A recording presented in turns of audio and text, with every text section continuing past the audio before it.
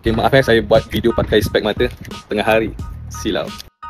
Belakang ni adalah rumah teres 2 tingkat yang lokasi dia berada di Kampung Sungai Lang, Banting. Jom kita tengok dalam. Okey, ini gambaran daripada luar untuk projek rumah teres 2 tingkat di Sungai Lang, Banting ni.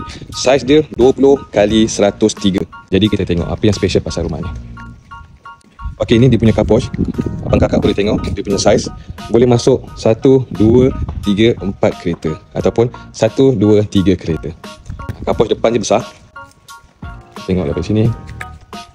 Panjang. Kita tengok dalam pula macam mana. Assalamualaikum.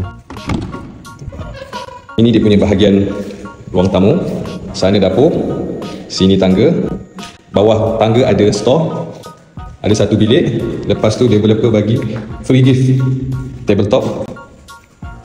Ini ada toilet. Toilet ni attach dengan bilik bawah ni.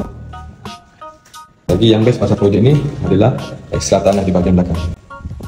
Ekstra tanah dekat bahagian belakang ni pun agak besar. Boleh extend lagi. Terpulang kepada abang kakak punya creativity. Jom kita tengok bahagian atas pula. Okay, kita naik tangga. Dah sampai ke bahagian ruang keluarga di bahagian atas.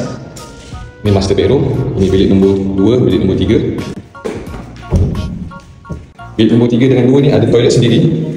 Dia tak attach dengan toilet sebelah. Masing-masing ada toilet sendiri. Pergi balik master bedroom. Okey, ini bilik untuk master bedroom. Luas dan besar. Ada toilet sendiri. Dekat sini ada pintu. Boleh buka. Okey, jadi kalau abang kakak nak extend, tinggal buang pagar ni. Boleh terus extend. Boleh buat balcony. Okey. Jadi abang kakak kalau berminat dengan projek ni, boleh terus hubungi saya. Jumpa nanti.